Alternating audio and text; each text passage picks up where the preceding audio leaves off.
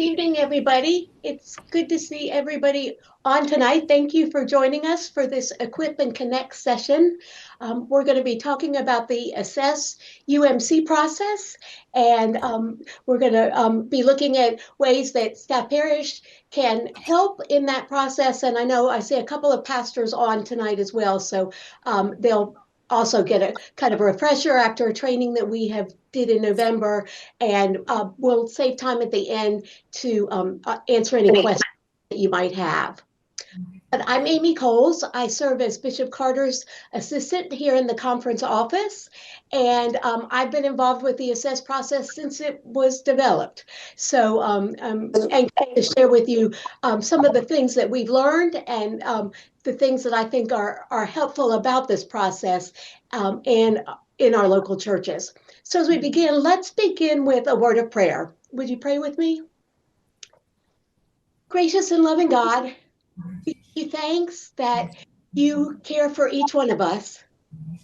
We give you thanks for the pastors in all of our local churches, for the gifts that you have given them, for the time and the energy and the commitment they put into serving you.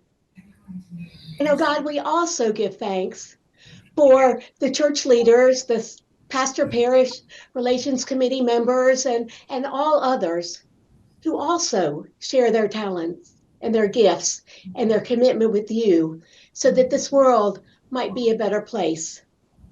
So as we look tonight at ways that the Staff Parish and the Assess process can continue to help support and encourage our pastors, we ask that you by the power of your Holy Spirit, be with us. May all that we do bring you glory. In Christ's name, amen. Just a couple of housekeeping things. Just be sure to unmute. If you can do that, that will allow everybody to hear. And I will invite you, when I start sharing the PowerPoint, if for some reason you can't see it on the screen, like I've done something wrong, if somebody would unmute and let me know, because once I start the PowerPoint, I can't see you all anymore. So that's just a little bit helpful, and I want this to be worth your time as well. But I'm going to go ahead and begin sharing the PowerPoint as we go. All right, well, I hope that you can see the screen that says AssessUMC, Improving the Health of Your Church. And I do know that there are some people on tonight that are on by phone. We are recording this seminar so that you can go back and look at it. Also, on the website, we'll put the PowerPoint and another handout that I think will be helpful so that you have that to see. But I'll talk you through it so that you won't miss anything if you're on the phone and not able to be on video tonight as well. But AssessUMC is a pathway to improving the health of your church. It was developed by Dr. Bob Penny, who is a member at St. Mark's United Methodist Church here in Charlotte. Dr. Penny is a psychologist who went to Davidson and then also got his PhD at the University of Chicago, studying psychology and statistics. And in his professional job, he has worked on how professionals make decisions about who they hire and how they do that in the best possible way. And so he also, being a United Methodist, has served on some staff parish relations committees and knew that those sometimes went well and sometimes they didn't go so well. And so he wanted to offer his services and an instrument that he had developed for his business to the United Methodist Church, and particularly here first to the Western North Carolina Conference, in order to see if it might be a helpful process in assessing and helping staff parish committees, pastor parish committees, and pastors look forward as they do their work together each and every year. So we give thanks for Dr. Penny's work, and he continues to meet with us. He continues to work on this and to refine it, and has done a lot of things that have helped based on your feedback and based on the pastor's feedback as well. As we start, I will offer an apology. And that apology is that I realized that we started this assessment program in 2020 in the middle of a pandemic. And that was not the smartest move that we've ever made. And so I want to apologize for that. The pandemic made it so that we couldn't do the kind of training that we needed to do. We couldn't do the videos that we tried to do. And so I know that the initial start for many of you was quite frustrating. And I do apologize for that. I do admit that that was our error. And what I'm going to ask tonight is that you forgive us and that you allow us a do-over. And that's what we're trying to do, is trying to kind of restart the process. We've made it much simpler, and to just give it another chance, because we think the things that it will tell you and will help you with will be beneficial to your local church and to the mission and vision and work of your local church and the vitality there. So wanted to start that way, want to admit our error, and also ask that you allow us to have a do-over and let us start again. So one of the things that we realize is that pastoral assessment and development has always been essential to United Methodism. As an early denomination, John Wesley and then the other bishops provided that to the circuit riders, and the meeting groups and the bands provided that to the pastors that were leading that. And now our Book of Discipline talks about how the staff parish or pastor-parish relations committee shall provide evaluation at least annually for ongoing effective ministry and for identifying continuing education needs and plans. And we'll talk a little bit about that, about the continuing education part of that a little bit later. So most everybody, and I think all of you would agree that feedback is essential for pastoral growth and success. And yet most of us, clergy and laity alike, dislike performance evaluations. And why do we dislike them? Why do we always hope that there will be something a little bit better in an evaluation we receive? Well, let's talk about the difference between evaluations and assessments. Evaluations is assigning a worth or a value to something, where assessment is taking stock of the current situation and then helping it to become better. So yes, with the evaluation, we're assigning a worth or a value. We're doing some evaluating of the strength of different aspects of pastoral ministry or of a church or whatever we're evaluating. But it really is a look back at what happened before rather than a look forward. As we assess something, we take stock of the current situation. We see where we are, we think about where we want to go, and then we develop a plan for how we want to get there.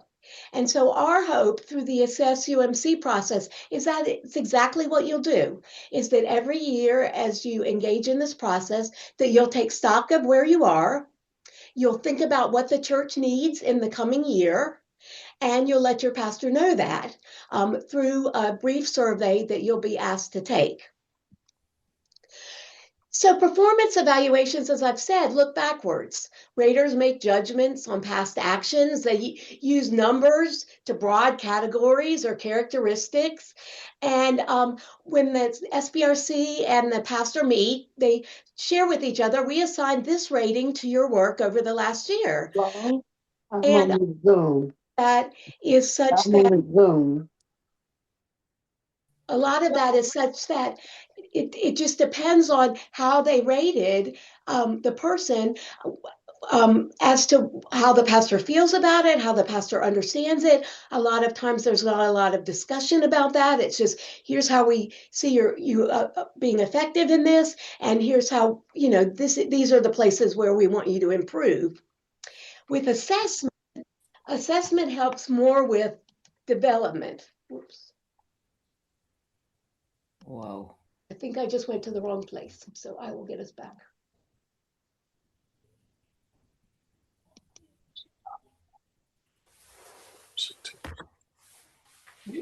All right, now I'm going to share again.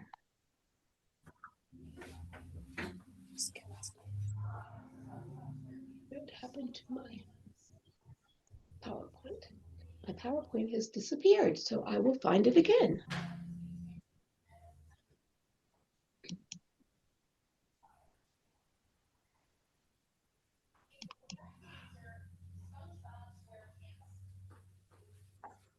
I love technology when it works.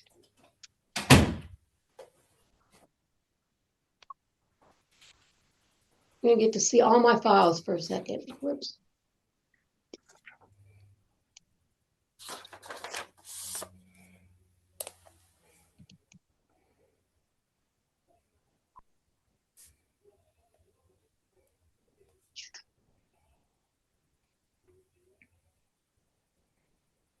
I promise I'm coming.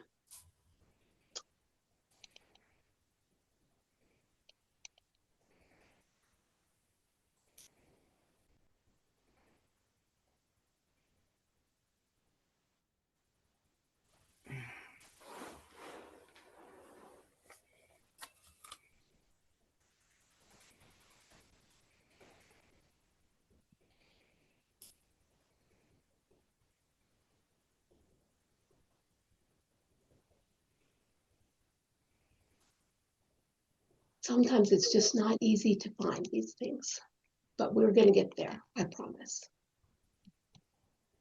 There we go.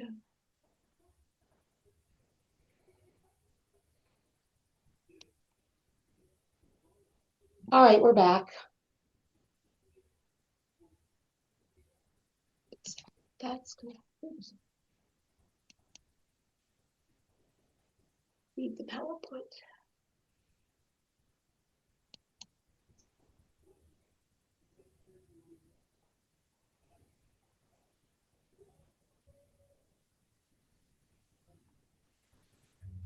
Okay, finally, I apologize.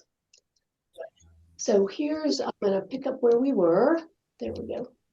Okay, and then let me, you can see. All right, you should be able to see it now. I apologize. Whoops, for some reason you can't see it.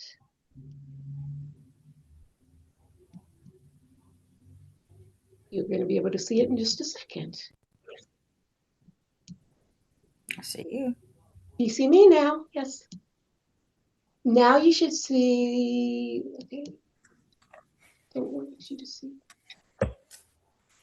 Okay, it's just going to be fun tonight. Life is fun. There we go. Okay, now you can see it again. So let's go back. Performance evaluation is looking backwards.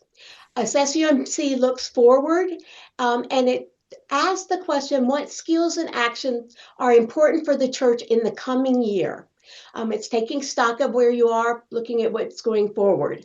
And it's allowing you to say, this skill is critical at this particular church at this time, and then to have a discussion with your pastor about whether that skill needs to be developed more. Or is the pastor really good at it? How can they be better at it?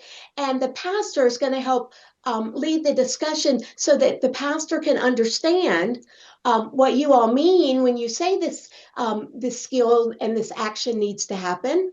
And they're going to lead the discussion, and then they're going to share with you their ideas so that there can be an action plan and it can be a conversation. The goal is not that the Pastor-Parish committee just gives a rating and you discuss it, but really that it's a conversation between you all and the pastor about what's needed in the coming year for the church to be as vital and as healthy as it can be. And as the Pastor-Parish committee's job is to help the pastor be as good as they can be, then working together, you can help the pastor develop the skills necessary to lead you in that direction. So one of the things we heard as we began to look at this process is there were 14 criteria, not one or two, 14 criteria that the process should satisfy. And I'm just going to highlight a few of them, but you can see it on the slide. It needed to be applicable to all pastors and all churches, no matter whether you're a part of a large church with multiple pastors on staff or you're a part of a small church with just one pastor on staff. we needed to be able to customize it for deacons and for associate pastors, those serving on staff, as opposed to those who are serving as the lead or the only pastor in the church. Needed to be scalable across hundreds of churches and pastors. The result wouldn't be just a rating, but a developmental action plan, so that there was a plan going forward that then this Pastor-Parish Relations Committee could go over with the pastor every time they met to see where they're going, to see if there were any stumbling blocks or if anything else needed to be discussed, or maybe something needed to be changed. So it was an action plan for what was going to happen. Needed to be usable by Pastor-Parish Relations Committee members with wide variety of computer skills and otherwise. Needed to be tied into the conference database, because we are collecting this data, and I'll share how that's going to help the DSs when it comes to making appointments. And I know that that's something that's important to all of you. So at the end, I'll definitely show you how that will happen. And the goal is that we would make a better fit. When we made appointments, we'd have the right pastor at the right time at the right church.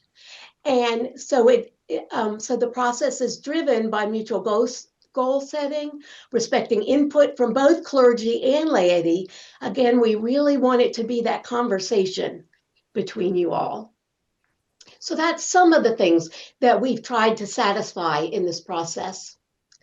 And so Assess is a single process to help pastors, churches, and the conference to drive measurable individual development for each pastor. It documents each pastor's skills and strength across years. It provides local churches with a tool to assess and improve their current pastor so that they're more aligned with their church, so that they can increase their church's health. It feeds directly into and enhances the appointment making process. It's one aspect of that, though, and I'll emphasize that again.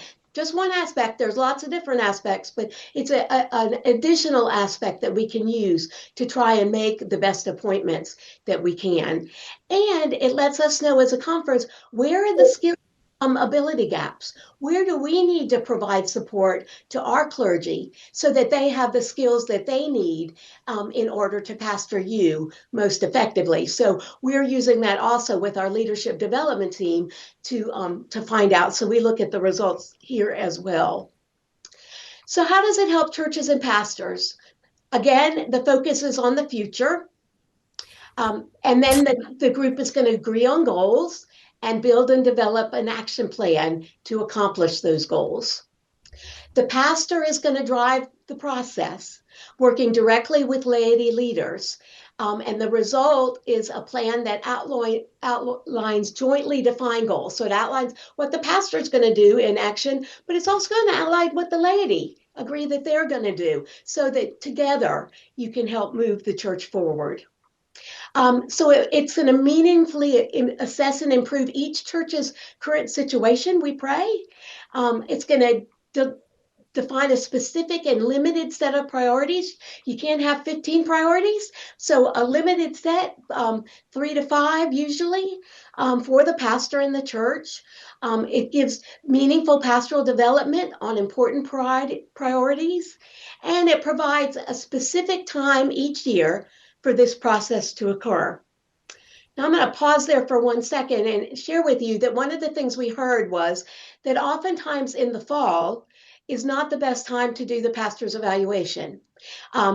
There's charge conferences and things are getting started in schools, and different Bible studies are ramping up and everything's happening. And so while that may work for some churches, it may not work for others. So one of the things that we are doing as we relaunch this process is allowing each church to decide which month they will do the assessment process for their pastor.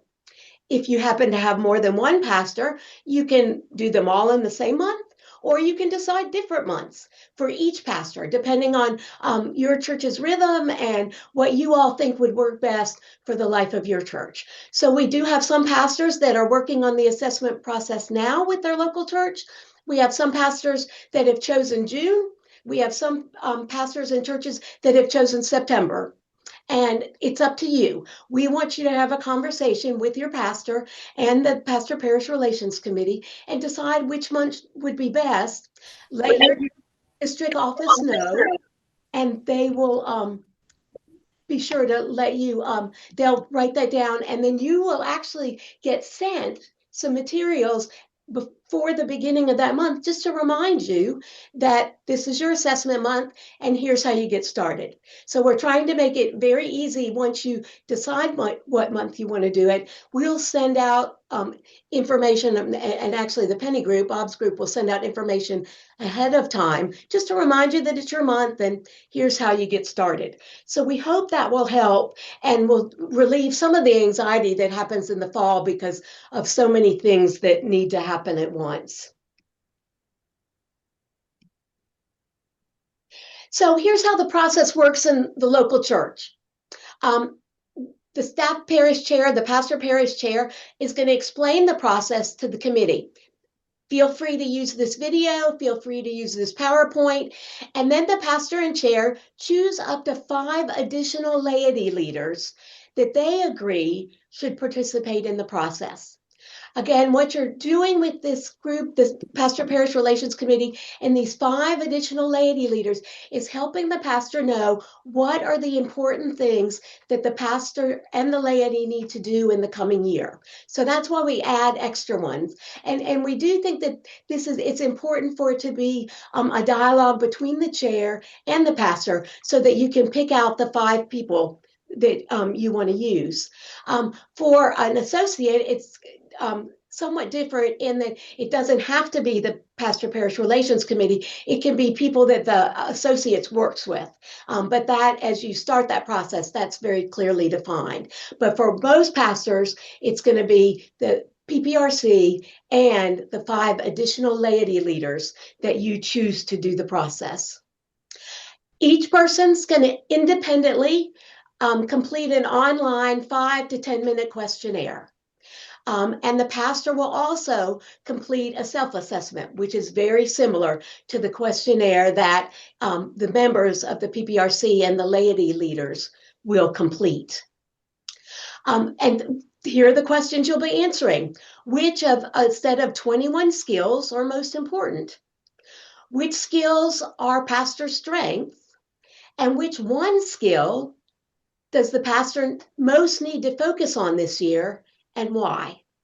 Just those 3 things. You're going to give which of the skills are most important to your church at this time, which skills are the pastor's strengths, and which one skill does the pastor most need to focus on this year, and why.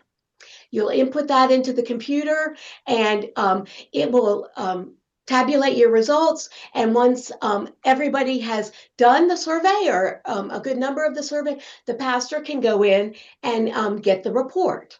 And they will pull the report, and I'm going to show you an example of that in just a little bit. And the pastor will distribute that to all the people who took the survey. So if every member of the staff parish committee took the survey, then they'll get a copy of the report. If all 5 laity leaders took the survey, they'll get a copy of that report, and they'll be asked to come to a listening meeting after you get the report to kind of go over it. The pastor's going to, at that listening meeting, it's going to lead a follow-up discussion to fully understand what you all are saying as you've made these selections about the skills most important for the church right now, the pastor's skills, and the most important thing for the pastor to focus on. And the way they're going to do that is by gathering you all together and asking you questions about what did you mean? What do you mean when you say this? So if one of the skills is it provides spiritual guidance to the congregation, the pastor's going to come into that meeting, the follow-up discussion, and say, okay, so when you talk about the pastor leading the spiritual formation of the congregation, what do you mean exactly? Can you give me some examples? And they want to get everything you're thinking about that so that they understand what you think about that versus what they think about that. so that they have an idea of what you're looking for and what success would look like.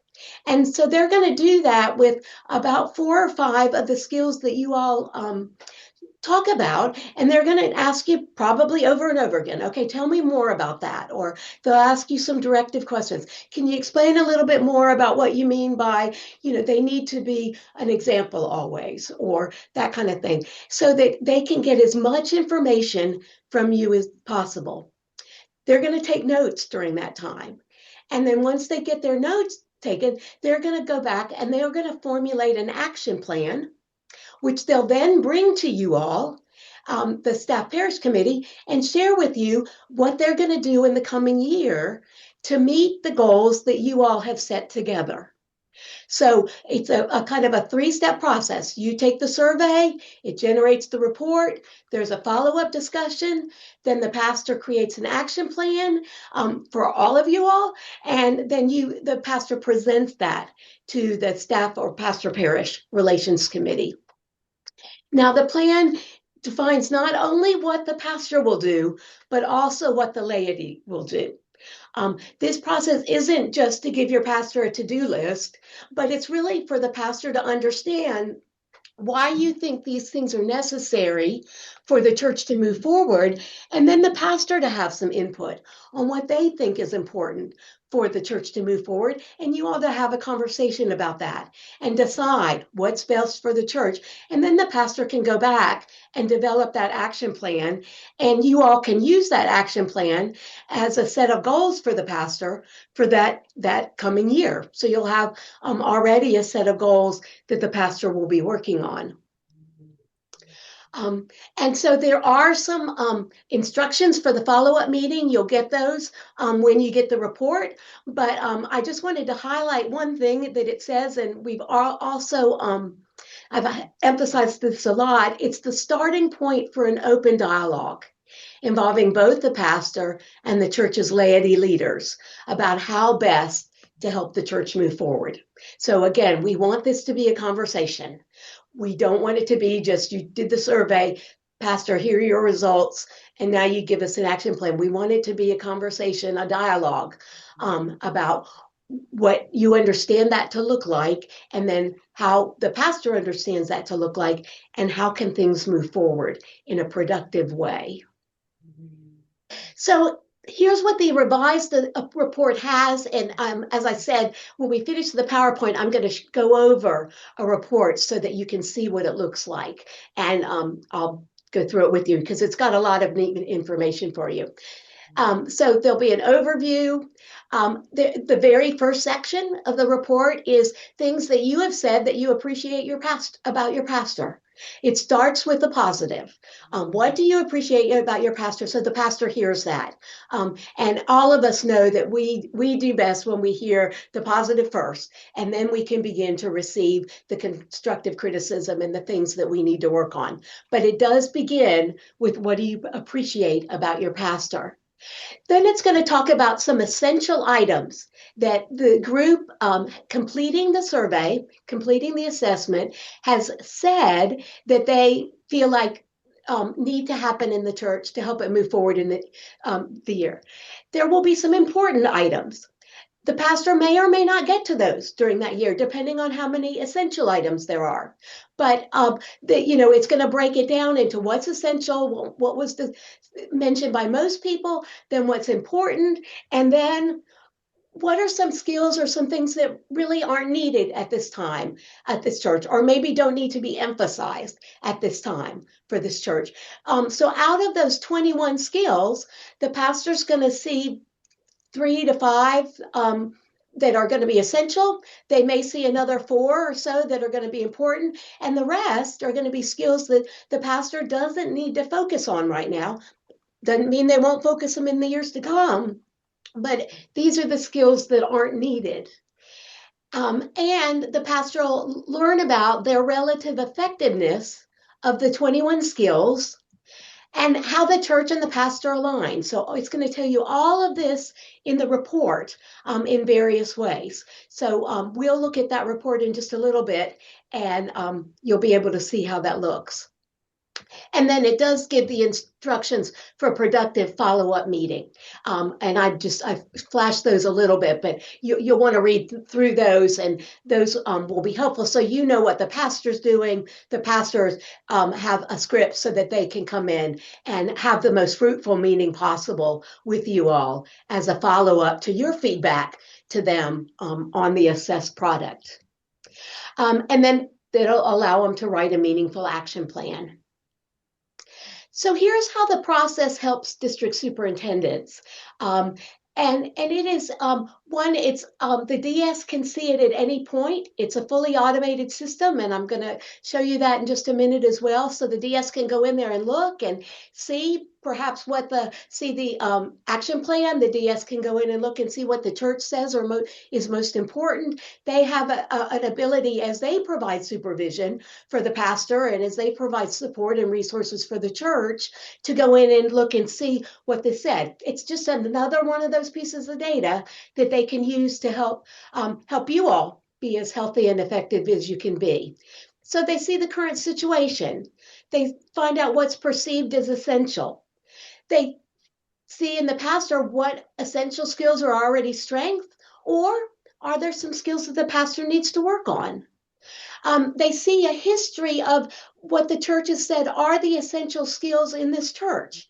You know, every church is different, and each church may have different essential skills over time. And so this over time gives the pastor the opportunity, gives the DS the opportunity to see what your church says are essential skills, so that they know that when they're providing support to you, when they're providing pastoral leadership, this is what you're looking for. So let's make sure the pastor has those skills or wants to get those skills so that they can serve you in the best way they can.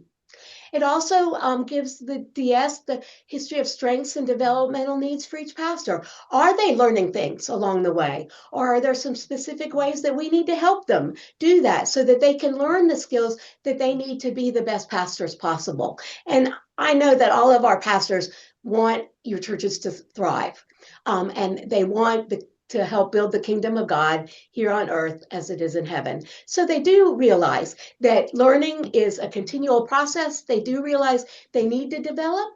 And so this is a way that they can learn how to do it. Celebrate what they do good, as well as maybe work on one or two things in the coming year that they could do even better. And here's how it helps in appointment making, since we're about at that time in the year. Again, the DS can access the data, the skills, as we just talked about, the current skills and history of the skills of any pastor. And then a blind comparison can be used. Are we finding a pastor that can meet the needs of what this church says it wants?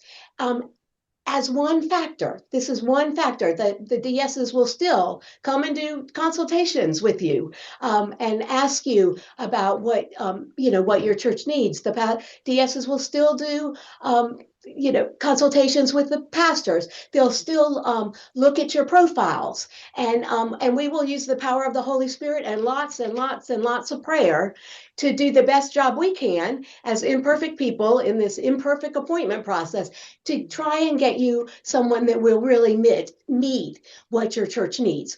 So again, this is just an additional piece of data that we think will help as we seek to try to do that. And it's a kind of a more objective piece of data that we can look at and look at some trends over time. And so, the goal always is to find the right pastor to be in the right church at the right time so that you can thrive. And pastors have different skills, they have different passions, churches are different. And so the goal is, as we work on that we could meet those needs in the best possible way. This I know is small, but this is what from January 21st through May of 2024, this is what you all have said are the importance of the 21 pastoral skills that we look at in the assess process. It starts with managing church finances responsibly. You all don't think that's a super important skill for the pastor to have. it may be important in some places, but overall, it's not the most important skill. Ensuring effective day-to-day relations isn't one of the most important skills. But then as we move down that list, these skills become more important. Providing pastoral care is significantly more important than managing the church finances. Inspiring others to spiritual development is more important. Delivering challenging and inspiring sermons is important. And the most important one is diagnosing and addressing how the church should thrive and grow. And I will tell you that I believe that that is our adaptive challenge for this time and this place in the life of our church. How can we together figure out how to diagnose and how to address how to help the church thrive and grow? And I will say that I don't know of any pastor that will come in with you with a 5-point plan for how to do that. But in discussion, we're going to work on it and we're going to learn because we're in a different era. We're after the pandemic, we're after disaffiliation, we're in a different culture as far as nationally and internationally with the United Methodist Church. So we are all working hard to figure out how we can help local churches thrive and grow. And so I totally understand why that's the most important thing in a pastor. And I hope you'll work with your pastor to do some experiments and let's figure out how to do that and let's report back to each other and see how we can do that better. But I really think that's our number one thing that we've got to work on as churches across our conference, across our connection, so that we can be the church that Jesus wants us to be. And then this is a kind of a comparison between where the importance is ranked and how over the past 4 or 5 years you all have ranked the pastor's effectiveness. So interestingly enough, one of the things that pastors are highly effective at is participating in activities and committees. And yet that's not quite as important as maybe some other things. They're also good at modeling Christ-like behavior. I hope so, because we vow to, live up to the highest ideals of the Christian faith. And again, that's kind of not quite as important as some of the others. They act as a congregational spiritual leader. And again, that's beginning to increase in importance in what the people that have taken the survey have said to us is important. Delivering challenging and inspiring sermons, the second from the bottom. The effectiveness is pretty close to the same as how the importance is, which to me is wonderful. It means that our pastors are working hard to deliver inspiring and effective sermons. We never arrive. We've got to continue to work on that, but the effectiveness is there. And then, as I just talked about, look at that bottom one. Again, the most important thing for folks, diagnosing and addressing how the church can thrive and grow, and look at the effectiveness. And to me, that's not because pastors are failures. It's because it's a adaptive problem that we've all got to work on. And we just don't know the exact answers right now. If we did, we would write a book, we would give you a notebook, we'd tell you how to do it. But the honest truth is we don't. And so we've got to work together in developing those action plans in how to do that, and then share with each other what we learn, what works, what doesn't work, and let's continue to move forward in helping our churches to become more healthy. So that just gives you some overview, and then the more folks do the survey, the more of this kind of data that we'll have that we can look at. And again, how can we, one of the ones, defining church's goal and direction, pretty medium importance to people, not as quite as much effectiveness. So do we in the conference need to help provide some seminars, provide some cohorts that teach pastors how to do the goals and objectives? That's not something you learn in seminary. They've started teaching it a little bit, but not really. And so how can we as a conference help them know how to do that so they can come to your church and help lead that in your church? So again, we see it as a partnership.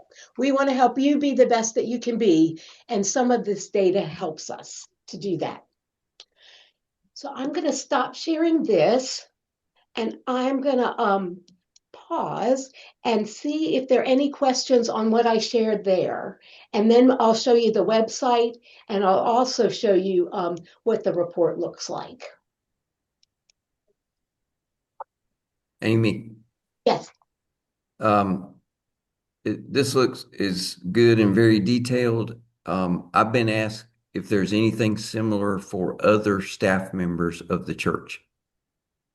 We do have something on paper similar that it's kind of our next project, because we do think that that would be helpful for other staff members in the church. And I think it can be adapted. We're just going to have to work to do that. And so once we get this up and going, that will be our next step. So thank you for bringing that up. Thank you. And we're going to continue to perfect it so it's really good for staff too. We want it to be helpful. Other things. Questions? Mm-hmm. Then Mm-hmm. can you unmute? Here. Kristen, Can you hear me? Sahara, are you asking a question? I'm sorry. Yes, I can. Okay, go ahead. It's going to be in reference to the CLVMs as well. Yes, CLMs should do this as well, because if you're providing pastoral leadership in a church, yes, we would love for the CLMs to do that as well. Thank you. Sure. Kristen, I know you have your hand raised. Yes, ma'am. Thank you. You may have addressed it right at the beginning, and I missed that. But when we did this previously, the list of what the pastor was good at and what he needed to work on related to our church was vastly different than what any of us had put on our surveys. Is that the revision that has taken place? It should be. Excellent. If that happens, again, though, please contact me and I'll put you in touch with Bob Penny so that he can look and see if something glitched. Okay, it was like that. It was like a glitch in the matrix. And to a member, we all said, wait, this isn't quite right. Okay. And so yeah, if you see that, let us know. Computers are computers, but yes. We've gone in and tested it. So we think the glitches have been worked out. Okay, excellent. Thank you so much. Sure. Any other questions? This is Reverend Carver, Winston-Salem, St. Andrews, and Cicely United Methodist Churches. Yes. I wanted to ask Reverend Amy regarding trying to log into AssessUMC. Previously, we had a password that we used, but it's been quite a while since we're just jump-starting this. Are we going to be given a new password to access the whole program? Yes, you will be. And if you need that, but what you would want to do is just call your district admin, your district administrator, and they have access to all the passwords. So we don't have to go ask anybody. And certainly it's been a while since some people have used it, and I forget passwords every day. So it's perfectly fine. And we've made it really easy for the district administrators to get those so they can give them to you. Amy? Yes. I was wondering, and I got one answer in the chat. We're talking about everyone on the PPRC committee and then also 5 more people. Yes. That is correct. Okay. That is, yes. And another thing is, are you going to go over how we send the emails and the people to you tonight? To me, or to the system. You fill out. Yes, I'm going to do that next. Okay, thank you very much. Absolutely. One other question. On our team and also in our church, we have a lot of people that are not computer users, that don't even have email. How do they complete the survey? So the best way to do that would be to either go to a Pastor-Parish Relations Committee member's home that they where they have a computer and they can log in. They can answer the survey and do it that way. Or perhaps you would want to set up a computer at the church. Maybe the church has a computer or the pastor has a computer. You can log in that way. And because it only takes 5 to 10 minutes, you could do it before or after church. It is interactive, which is why we don't have a paper survey, because, depending on what you say in the first questions, depends on how it ranks the other things. And so we need it done on the computer, but we do think there should be places where we can do it. All of our district offices have computers. If you can't figure it out in your own location, and I know we have varying degrees of Wi-Fi and stuff, the district office could also help you to get on a computer and do it as well. That's not the problem. The problem is they don't have an email address. Do you log in with your email address? How will you identify who the person is if they don't even have an email address? So what I would do is send them either the person who's going to fill it out, where they're going to fill it out email address, or the pastor's email address. Wherever it's going to be filled out, just give them that email address, and then the pastor will get the email, or the staff parish committee will get the email for that person. Okay. But if the person that doesn't have one doesn't have an email address, you don't put the pastor's email in multiple times for the people that don't have an email address to record the data. Yes, you can, because then they'll go into their specific link, and because it's linked to your name. Okay. Okay, so got it. You have multiple to the same email address. Okay. Does That that answers my question.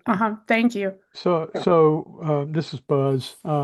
Amy, what I'm hearing is that there is one singular login, and then the names that are down there, and they would click on their name. Is that what I'm hearing?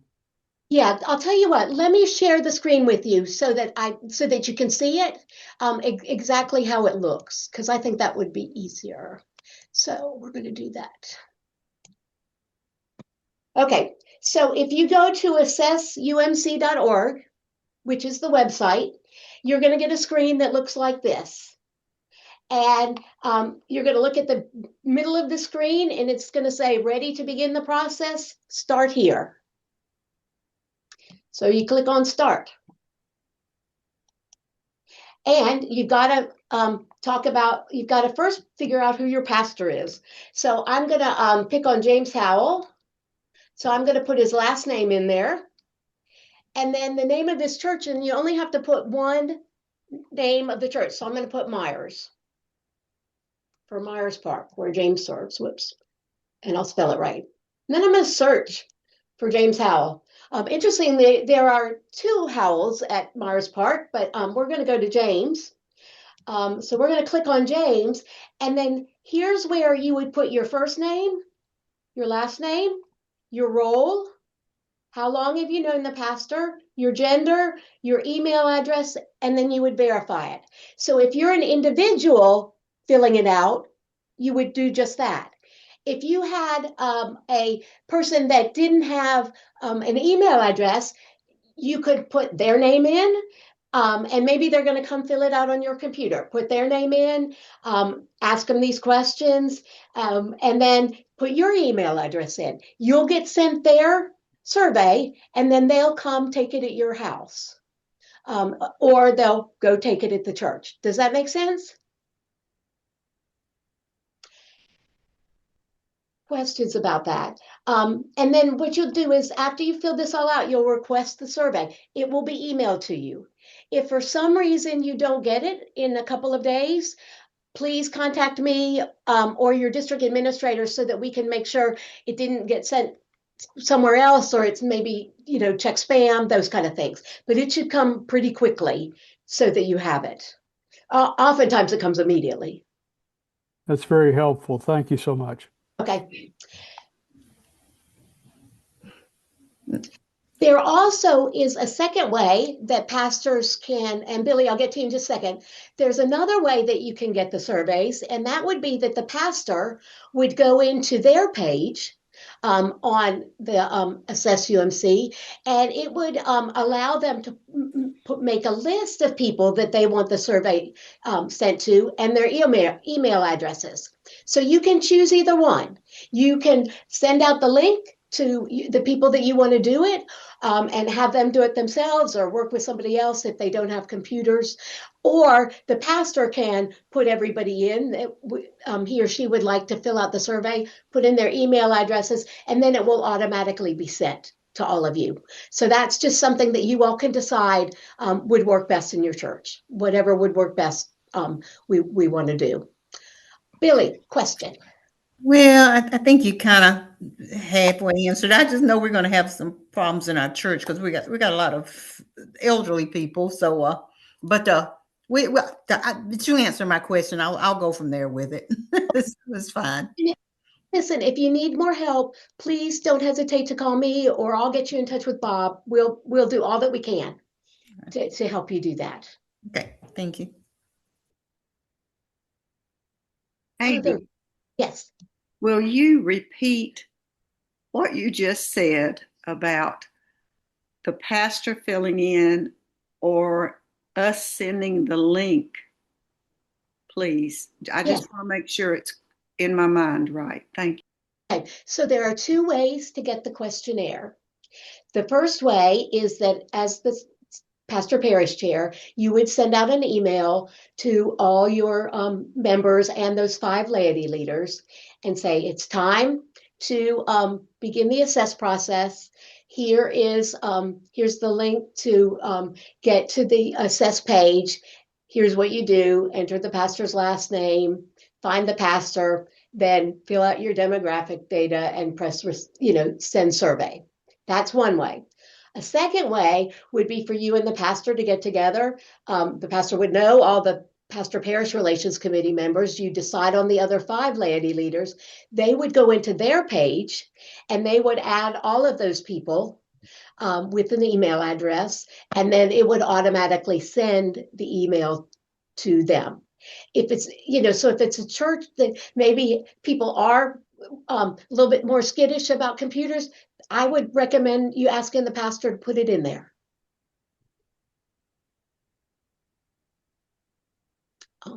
That way it just automatically comes to them. And then if they don't get it, again, we can check spam and figure out what the problem is, but they should get it. So either one of those. But if they're skittish, I'd ask the pastor if he or she couldn't please list everybody. And that way the pastor also knows that it gets sent out. Okay, thank you very much. Other questions about that part? The address in which you will receive the link to answer this, what is that address, so we can look out for it just in case if it does go to our spam? So it will come from AssessUMC is what the survey will come from. AssessUMC. Okay. So Amy, it will come close to the designated month it's been selected by the church. Is that correct? Yes. What'll happen is that, like, a little bit, maybe a week before the month that you chose, you'll get a reminder. And so then that's the time that the pastor can enter in the people and say, send the survey. Or you could go in and send the survey. And so it's just going to be a reminder during that month. And you have, that way, if you do it at the beginning of the month, then you have time to have that meeting, follow-up meeting towards the end of the month, and, have the process complete. So, you'll get the reminder, then you can choose which path you're going to take. Are you going to have people go in and do it, or are you going to have the pastor do it, and then you'll get sent the survey.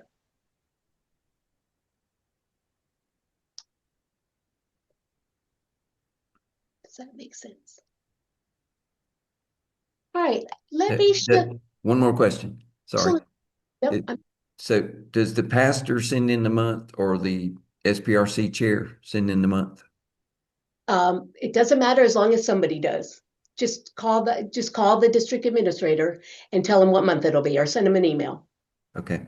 Either way. But we do need to get a month for everybody so that we can, just know when we need to send those reminders. how often, I mean, how quick do you need those, or is it a time on it? Well, the sooner the better, so we can get that in the system. So if you decided, you chose April, if we got it now, then we could be sure and send you the email towards the end of March. So, yeah, the sooner the better. But if you need to have a discussion and talk to people, please do that. Okay. Kristen. Yes, ma'am. Our pastor chose a month, and he's on this survey. He's on this Zoom. But is there a way to change it, or is that just something we work with the district office on? There is a way to change it. Yeah, just let your district office know you want to change it. Okay, thank you. No worries. Yep.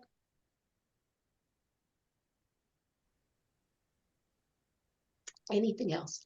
All right, so the last thing I want to show you is a report so that you can see what you're getting after you're doing this wonderful work.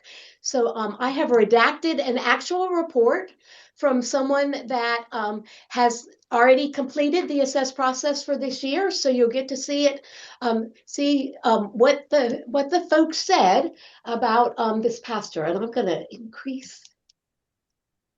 Let's get rid of the tools so we can really.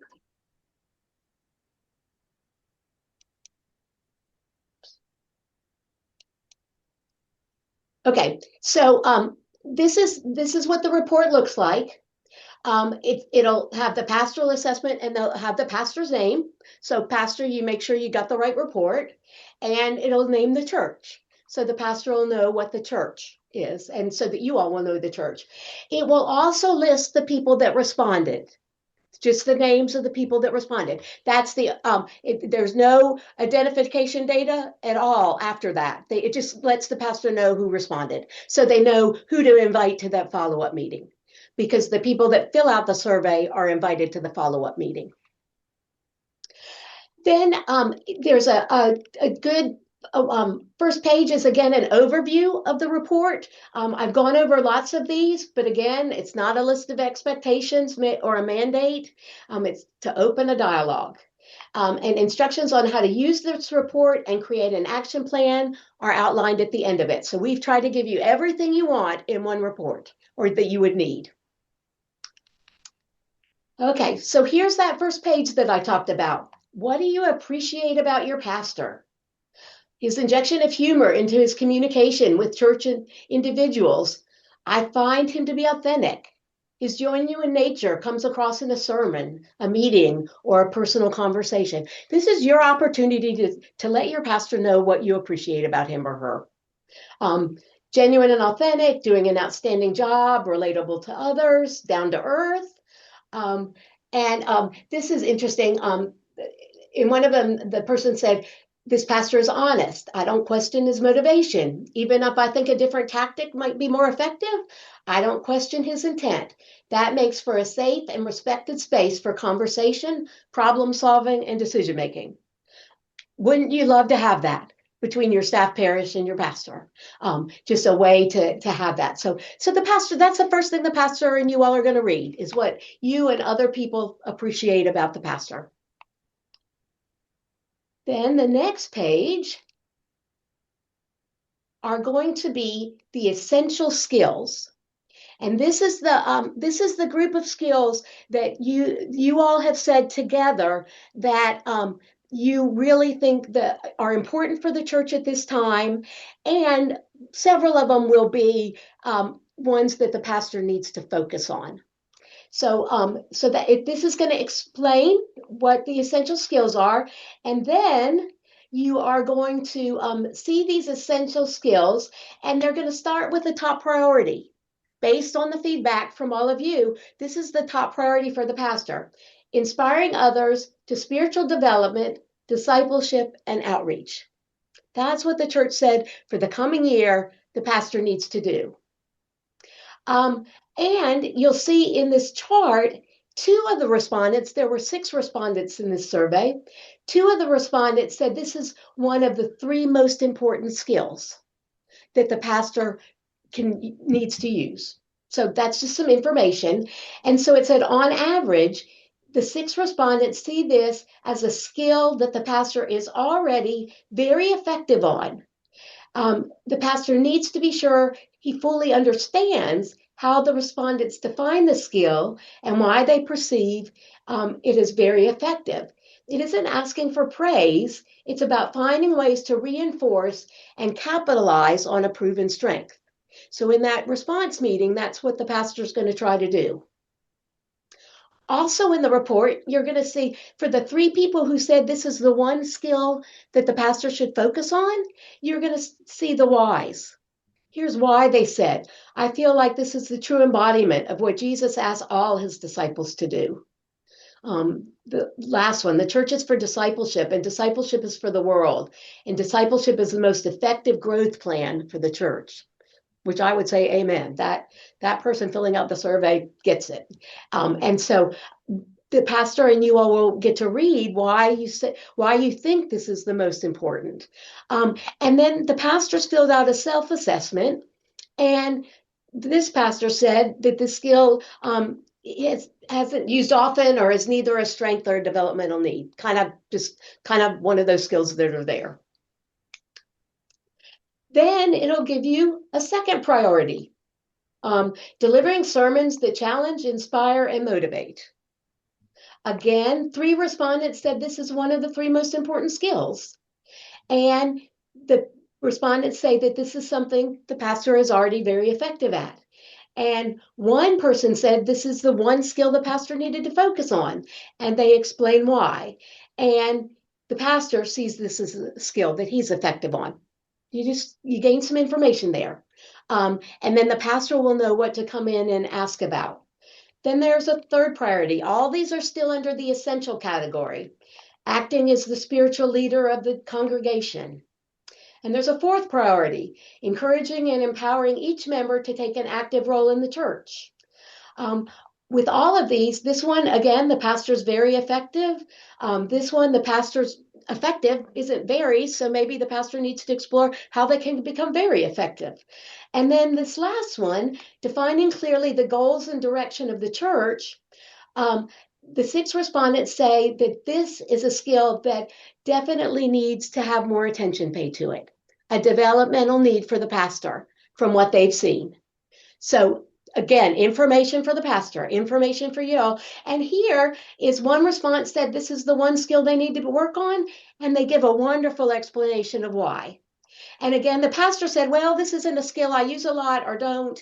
I don't have any feelings whether I'm very effective at it or I'm terrible at it. So that's just how the pastor rated it. Now that's 5 priorities. That's a lot of priorities for a year, wouldn't you say? And as you look at these, you all may decide that all these priorities need to be done. And so you're going to work with the pastor on how to develop an action plan to work on all 5. Or as you have your discussion, you may decide that there are only 4 of them, or not. Now, sometimes everybody doesn't always get 5 priorities. Sometimes they get 3 in the essential. And so then you move down to the important skills. It's going to be set up exactly like it, the same thing. And then here are the things that the respondents said were important. They weren't essential. They weren't not important. They were important. So if there's time, if they only had 3 essential skills or 2 essential skills, maybe you could pick some of these important skills also for you and the pastor to work on in the coming year. Modeling Christ-like behavior, diagnosing and addressing what the church needs in order to grow and thrive. And notice that nobody said this is the one skill that the pastor needs to focus on. So I think we're going to see one of those. I don't think we'll see any here in the important. And you'll see what the pastor said in self-assessment. So there's a good long list of important skills for this church. And again, the discussion is after you get all the essential skills, are there any of these that they need to work on? Or maybe these will rise to the top the next year. But really, 4 to 5 goals, I think, is plenty. And the pastor may want, the pastor definitely will be sharing with you a goal that they think they need to accomplish that might not be on this list that he or she wants to talk to you about as well. So that's the important ones. Oh, we're still getting important ones. That one has a lot. And then, whoops, I skipped one. Okay, and these are skills that are not essential at this time. Doesn't mean they're not as important skills. They just aren't essential for the life of the church at this time. So you can ignore this. You can read through it if it's interesting to you, but you really don't have to work on this part. The pastor knows that, okay, these aren't the most important things for this church right now. I'm going to work on the essential things. So, then when somebody in the congregation says, I don't understand why Pastor Mike isn't attending every single activity the church is doing, you as a pastor-parish committee member can say, well, I know that's an important skill for a pastor, but we've helped the pastor determine their priorities, and that isn't one of their priorities. Let me share with you what the priorities are. Again, it helps communication, and it doesn't mean that the pastor has the number of members of your church as the bosses in their church. You all have helped them set the priorities, and then you all can speak to if there's something that somebody else thinks that needs to happen, then you can bring that feedback back to the staff parish committee, and when you complete the survey the next year, you can let them let them know that. But it does give you a way to kind of answer some of those concerns as well. Then the next part of the report is it's a relative effectiveness. So this says that this pastor is perceived as most effective on these items. And so it just gives the pastor a way to say, okay, here's what the people said I was most effective on. And it also lets you know if these are essential this year. So these first three are essential. And so, going to continue to want to work on them. This one's important. So maybe, something to work on. Here are the skills which the pastor is currently perceived as effective. So you had very effective, now you have effective. And one of these, encouraging and empower each member to take an active role in the church, is essential. So again, as the pastor comes to that follow-up meeting, he or she's going to want to get a good definition of what it looks like when you say you're empowering and encouraging all members of the church to be active, so that the pastor knows how they can become most effective on that. What is the church looking for? And then how can I help lead that? And how can I get the church to help me lead that too? Again, working together. And then lastly, these are the skills that the pastor needs to work on only if they're essential or important. And this one, diagnosing and addressing what a church needs in order to thrive and grow, is important. And so, again, that's going to be our joint work together as we do this. And so these, the rest of them, they don't need to work on, and is perceived as definitely needing to pay more attention to. And again, the pastor only needs to work on these if they're essential or important. And again, one of them was defining clearly the goals and direction of this church. So what you've done is you've given the pastor a place that they can grow and develop, that not only will that help your church, but it'll help every other church that they serve after that. So thank you. Thank you for giving them that feedback. And thank you then for helping them as they make their action plan to begin to do that. Thank you for giving that feedback to us as a conference, so we know whether we need to provide some support and resourcing in that. And we would be glad to do that in order to do that. So you get the relative strengths in the report. Then this is where the last thing you get is the church alignment, the church pastor alignment. And this is the only thing that kind of uses numbers, but not really. But it helps us to see. So the arrows, the blue arrows here, are the respondents, where the respondents fell in how well the pastor matches the needs of the church. So 2 of them were in the positive, kind of middle positive, and 1 person was in high positive. 1 person was in kind of a 75% rare fit, and 2 of them were in a very, very rare fit. Fabulous. So the people in this church believe that maybe the cabinet got it right, that we, at least as they're working together now, this pastor fits what we need. And that's great. Now, what's interesting about this is the bottom arrow is where the pastor rated him or herself. And so if you looked at that in one way, you might say, oh, well, the pastor feels like working at the church is stressful.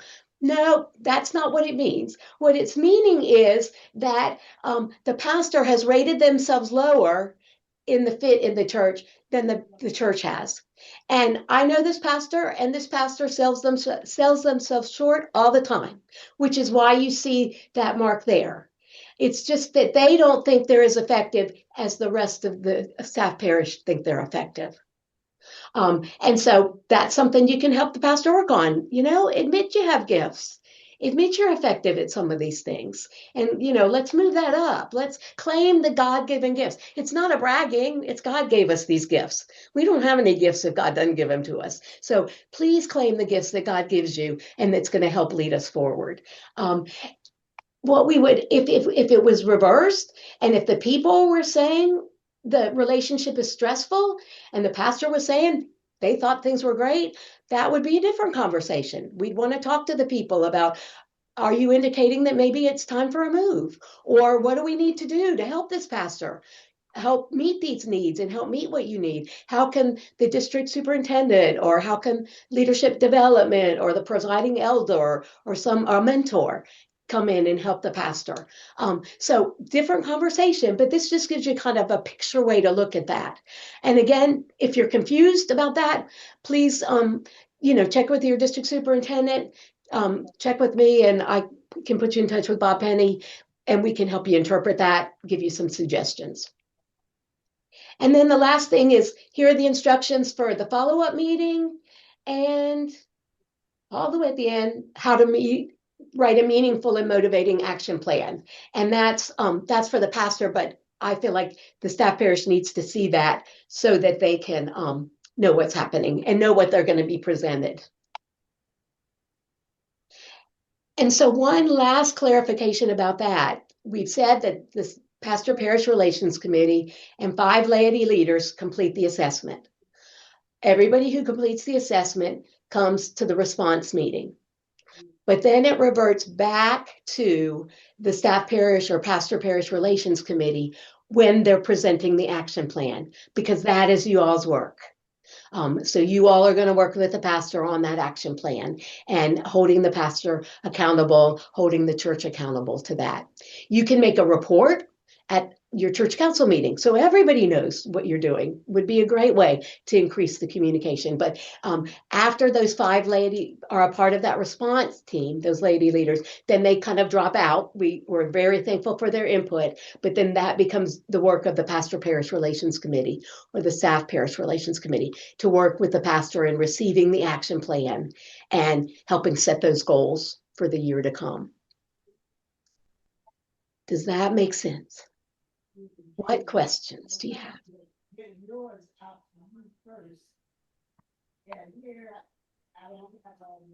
Margaret, I can barely hear you. Can you speak up? Or let's see.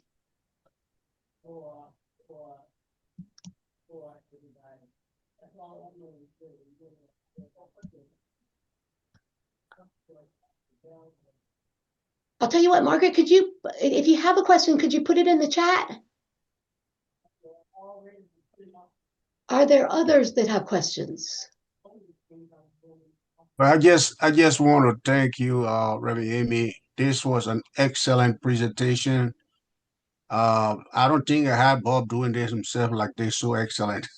Oh, well, so I'm just done this in 2020, so I'm glad I got to do it. I am good. Let me answer some of the questions in the chat just so you have it. How can we get paper copies of tonight's presentation? They will be posted on there will be a video, a copy of this webinar, and then right next to it, near it, will be the PowerPoint presentation. I'll do that in PDF. And I also have how to start the assess process, which is a document that kind of goes over everything I said. So both of those will be on the website. If you can't get it to the website, send me an email. I'll send it to you in as attachment. I don't mind. So please let me get it to you in a way that's most helpful. Amy, I've done this AssessUMC in the past, several times, and I would honestly say you got to allow more than 5 minutes. I mean, it's you got to put some thought into this, and telling people 5 minutes, I don't think is realistic. Okay. It's just feedback. Okay. Thank you. Yeah, I've always told Bob I thought it was more like 10 to 15 because I had to, when I filled it out, I had to think. But it's not a lot of, it's not 44 questions. So, but I appreciate that because we do want you to think about it. And I think as you'll do it more and more, you'll kind of remember what the categories are. But the first time as you read through all of those, absolutely. So thank you for definitely doing it. Do the additional 5 people receive the results? Yes, the additional 5 people do receive the results. They'll be a part of that response meeting, so they'll receive the results there. You could also use the church email to assist anyone. That's a wonderful suggestion. What's the time frame to receive the report after all the surveys are completed? Well, the nice thing is once the survey is completed, the pastor can immediately download the report. They go in, they have a page on the Assess, they have a password, as one of our pastors reminded us. They can go in and they can download their report, and then they can print it out for all of you. So it's an immediate as soon as all of the surveys are completed. So that doesn't take long. Copy of the slide deck, it'll be available. Got it. Got it. How do you know when all the responses are in and the report needs to be generated? Perfect. For pastors, they can go in and they can say, there were 6 surveys sent and 3 have been completed. And so they know that there are 3 more that need to be completed. And so they can they won't know who didn't complete them yet. So what they'll want to do is send out and say, if you haven't completed your survey, please do that. Please do that. So, but they can look and see. The report I pulled tonight had sent out 7 surveys and 6 had been completed. So I thought that was a good number to get a good representation. You have to have at least 2 or 3, and I would say 4 or 5 really helps to get a good look at what the congregation wants. And somebody said, you did say up to 5 people. And yes, I did. Yeah, up to 5 people, laity leaders.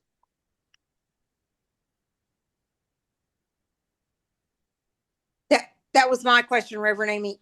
I'm sorry. But my question was, we only have 3. We're a charge. We have 3 on our half of the PPRC. Would it not be more appropriate to just have 3 others? Sure, that would be fine. Okay, thank you. May I ask a question? Yes. When you have a part-time pastor and they are not expected to do all the things that everybody else does that full-time pastors do, you take that into consideration when you're doing these things, the things that and have an understanding of what they are expected to do and what they're not expected to do, correct? Right. And so that might be something that you as that a staff parish chair could send out to people as they're sending out the survey. Please remember that these are the things that our part-time pastor is expected to do. So as they rank them, they can do that. That would be great.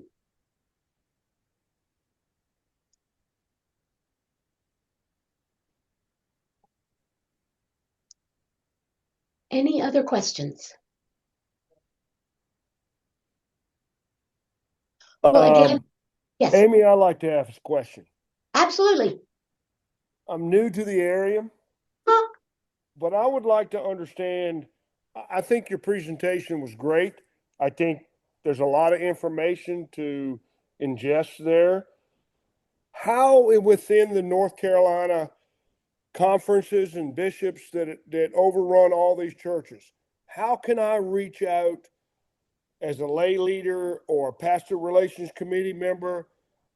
Is there a pathway for us to communicate amongst ourselves what's working in one church but not working in another?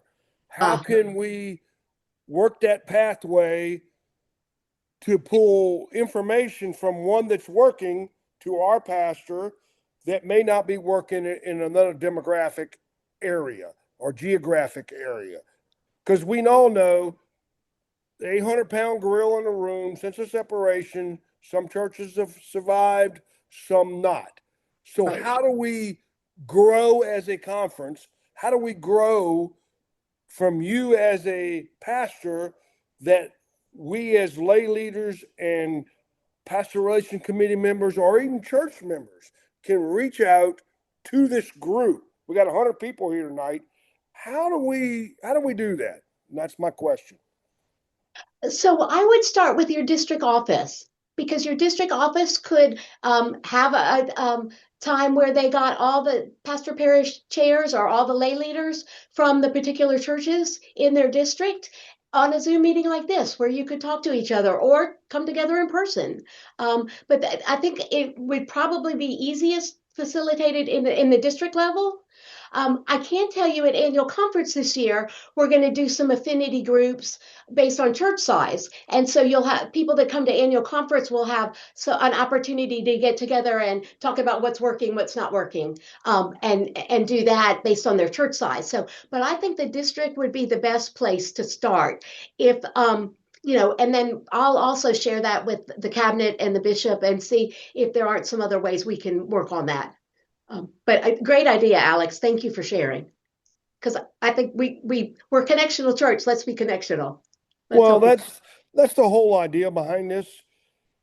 We're trying to grow, and each area is different, and each area has different ideas that they can share with each other group to form a commonality that we can use together. That's the way I look at it. Absolutely. Thank you. Thank you.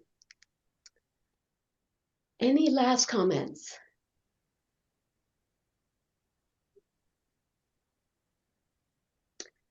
If not, I'll say thank you very much for being on and giving over an hour and about an hour and a half of your time tonight to help your pastor be the best that they can be.